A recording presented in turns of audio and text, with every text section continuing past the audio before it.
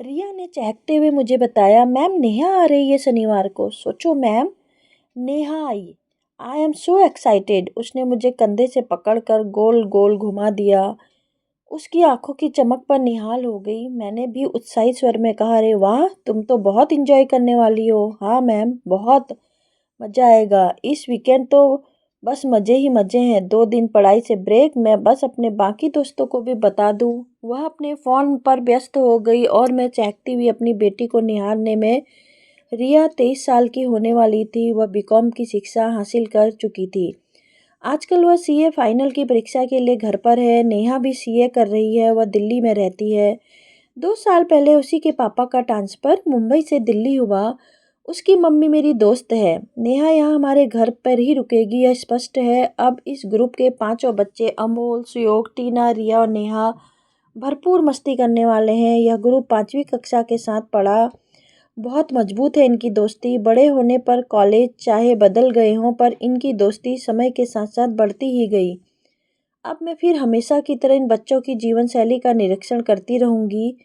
कितनी सरलता और सहजता से जीते हैं ये बच्चे। बच्चों को हमारे यहाँ ही इकट्ठा होना था। सब आ गए, घर में रौनक आ गई। नेहा तो हमेशा की तरह गले लग गई मेरे। अमोल और सुयोग शुरू से थोड़ा शर्माते हैं। वे हेलो आंटी बोलकर चुपचाप बैठ गए। तीनों लड़कियां घर में रंग बिरंगी तितलियों की तरह इधर उधर घूमती रही। अमित ऑफिस से आए तो सब ने उनसे थोड़ी थोड़ी बातें की। फिर सब रिया के कमरे में चले गए। अमित से बच्चे एक दूरी सी ही रखते थे। अमित पहली नज़र में धीर गंभीर व्यक्ति दिखते हैं, लेकिन मैं ही जानती हूँ वो स्वभाव और व्यवहार से बच्चों के घुलना मिलना पसंद करते हैं। लेकिन जैसा कि रिया कहती है, पापा मेरे फ्रेंड्स कहते हैं कि आप बहुत सीरियस दिखते हैं और मम्मी बहुत कूल। हम दोनों इस बात पर हंस देते हैं। तन्मय आया, यह वह भी सबसे मिलकर खेलने चला गया।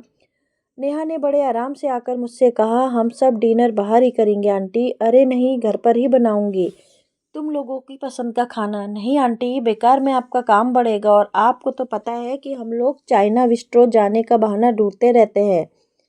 मैंने कहा, ठीक है, जैसी तुम लोगों की मर्जी। डिनर के बाद सुयोग और अमोल तो अपने अपने घर चले गए। तीनों लड़कियां घर वापस आ गई। रीना ने भी अपनी मम्मी को बता दिया कि वह रात को हमारे घर पर ही रुकेगी। हमेशा किसी भी स्थिति में अपना बेड न छोड़ने वाला तन्मय चुपचाप ड्राइंग रूम में रखे दीवान पर सोने के लिए चला गया। हम दोनों भी सोने के लिए अपने कमरे में चले गए। रात में 2 बजे मैंने कुछ आहट सुनी तो उठकर देखा, तीनों मैगी बनाकर खा रही हैं। साथ ही साथ बहुत धीरे धीरे बातें भी चल रही थी। मैं जानती थी अभी तीनों लैपटॉप पर कोई मूवी देखेंगी, फिर तीनों की बातें रात भर चलेंगी।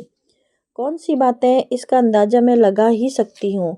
सुयोग और अमोल की गर्लफ्रेंड को लेकर उनके हंसी मजाक से मैं खूब परिचित हूँ। रिया मुझसे काफ़ी कुछ शेयर करती है। फिर तीनों सब परिचित लड़कों के किस्से कह सुनाकर हंसते हंसते लोटपोट होती रहेंगी। मैं फिर लेट गई। 4 बजे फिर मेरी आँख खुली। जाकर देखा, रीना फ्रिज में रखा रात का खाना गर्म करके खा रही थी।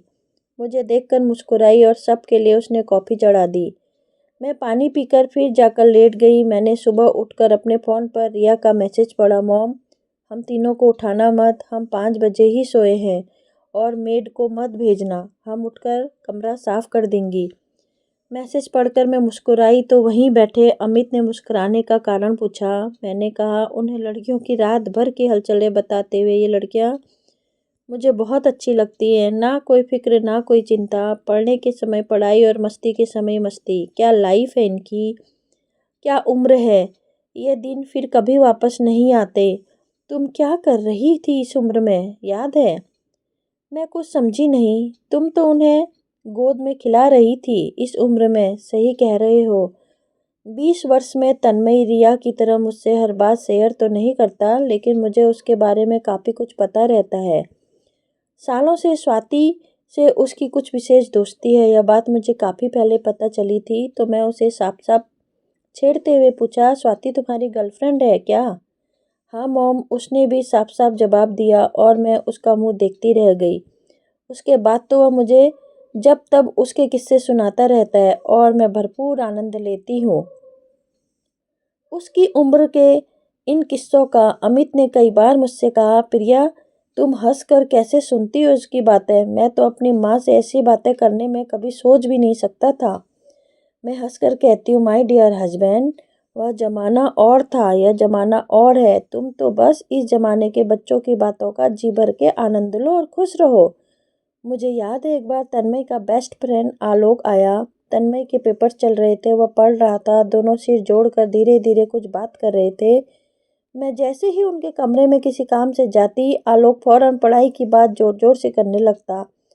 जब तब मैं आसपास रहती, सिर्फ पढ़ाई की बातें होती। मैं जैसे ही दूसरी तरफ जाती, दोनों की आवाज़ धीमी हो जाती। मुझे बहुत हंसी आती। कितना बेवकूफ़ समझते हैं ये बच्चे बड़ों को। क्या मैं जानती नहीं, इसी धीरे धीरे पढ़ाई की बातें तो हो नहीं रही थी। तन्मय फुटबॉल खेलता है। पिछली जुलाई से वह एक दिन खेलने गया हुआ था। अचानक उसके दोस्त का फ़ोन आया, आंटी तन्मय को चोट लग गई, हम उसे हॉस्पिटल ले आए हैं, आप परेशान मत होना, बस आप आ जाओ। अमित टूर पर थे, रिया ऑफिस में थी, उसकी सीए की आर्टिकलशिप चल रही थी। मैं अकेली ऑटो से हॉस्पिटल पहुंची। बाहर ही 15-20 लड़के खड़े मेरा इंतजार कर रहे थे। बहुत तेज बारिश में, बिना छाते के, बिल्कुल भीगे हुए।